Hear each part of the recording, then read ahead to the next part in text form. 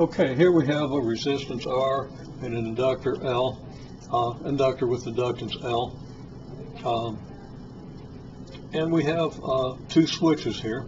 If this switch is closed, we get the source running through this resistance and then through the inductor, causing a current. And of course, as soon as we close the switch, the current begins to change and we get some back EMF from the inductor. Now the current might be a constant, the voltage source might be constant, it might be variable. I've drawn it kind of ambiguously.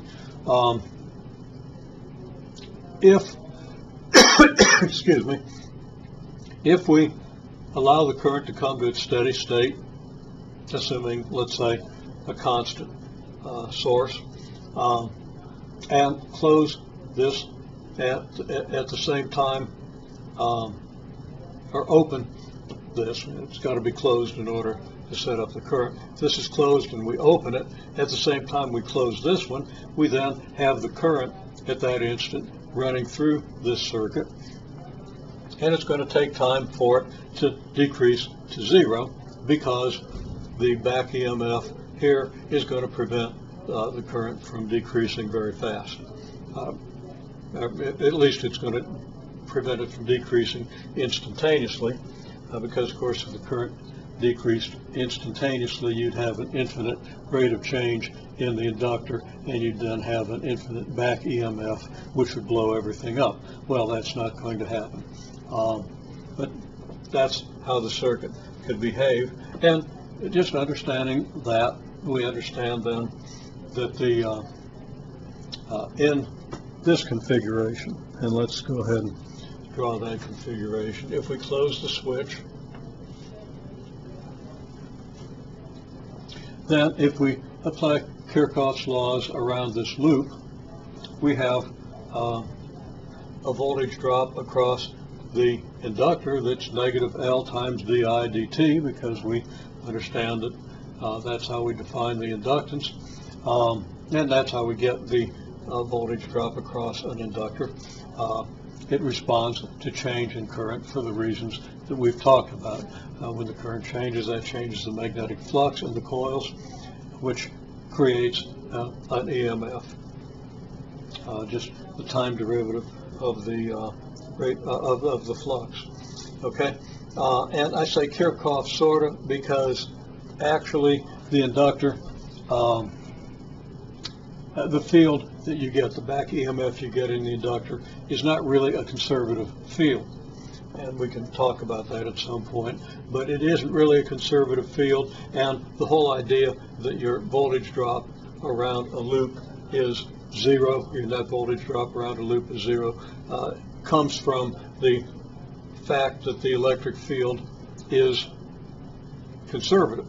And that's true everywhere in a circuit with resistors and voltage sources and capacitors, but it's not really true in an inductor. However, fortunately, for reasons that I'm not going to explain at the moment, the inductor does act as if the behavior of the voltage drop around the inductance element behaves as if it was conservative, okay, at least for the purposes of applying Kirchhoff's rules. So, what do we get?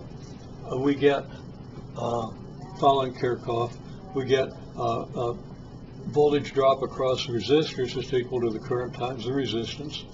Voltage drop across the inductor that's equal to L di dt.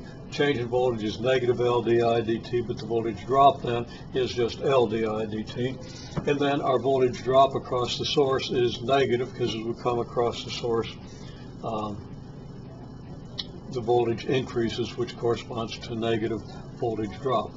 Okay, so this is the equation, and then we can rearrange it into this form, and we recognize this as an equation that's a differential equation. It's a first order linear non-homogeneous equation, and we solve it as such. I'll observe that this equation here is also separable. We can move this IR over to the other side and then divide through by it. We get DI over voltage of the source minus IR equals dt. Now divide through by the L, 1 over L dt, whatever we want to do with that. But we're not going to solve it as separable because for the most part when we deal with circuits, we're going to treat these as constant coefficient linear equations. And as we'll see, and we've already talked about it, when you put a capacitor in here, you get another term, and that's going to lead you to a second order equation where the charge Q on the capacitor is your variable, your current is the derivative of the charge in the capacitor, dq dt, and your derivative of the current is the second derivative of Q, the charge in the capacitor, with respect to time. Okay, well, for those reasons, we're going to treat this as first order linear, non-homogeneous. So if you look at this equation, you should pause and think about how you would solve this equation. Okay, everybody in the class has recently had differential equations, and that should be fairly fresh in your memory. Okay, you might not have dragged it out of your memory, but you should recognize it if you haven't. Okay, first of all, I'll divide the equation by L to put it in the form where we have a coefficient of 1 in front of the derivative here, and then we recognize that you're going to get an exponential solution. We could put in an arbitrary exponential function for I. Let's say I equals AE to the negative KT, and solve for K. We would end up finding that K is negative R over L, and that this is your current. If you're familiar with these, and if you've done enough of these, you'll recognize that the solution has to be of this nature, and if you plug this back into the equation, you'll understand that very well. The derivative of this is going to be negative R over L times whatever you have here, and then here you have R over L times this function, and that's going to give you 0. Now, if you don't understand that, if you're not really familiar with that, then write it out and do it. Well, what's that give us? That gives us a current that changes in time exponentially. We have an exponential decrease in current. Curve is going to look something like this. Now, if the voltage of the source is, let's say, a variable function like a sine omega t, then you're going to use a trial solution. You're going to use, you don't want to do variation of parameters if you can help it, but we're going to use undetermined coefficients. Okay, so we use undetermined coefficients.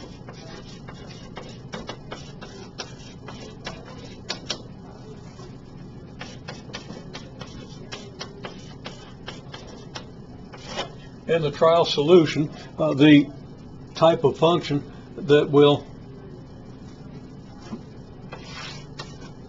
give you a result like this for your V source. Of course, I'm pointing to this. I haven't returned to this equation. The equation is L di dt plus IR equals voltage of the source.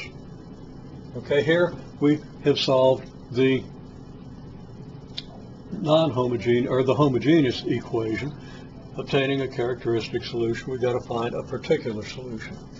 So if we're solving this equation, this is the first step in solving it. Now, before I go on with this, I'll just mention that if we open this switch now and close this one, we have a current already flowing, and we have 0 voltage drop around the circuit, so that this equation does correspond to this circuit with some initial current, and this graph tells you how the current exponentially decreases towards 0. Okay, now if we have a source voltage V max sine of omega t, then the equation becomes non-homogeneous. We still have our homogeneous solution, which is part of our complete solution. We've got to find our particular solution, and we're going to use trial solution A cosine of omega t plus B sine of omega t, simply because that current function,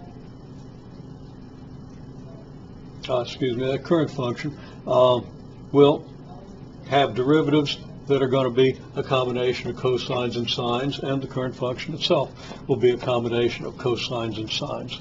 And the frequency is going to have to be, the angular frequency is going to have to be omega, the same as the driving frequency. And we'll be solving that equation. I'll probably go ahead and do that in an optional video for today. And then we need to be able to interpret that solution in terms of what's going on in the circuit.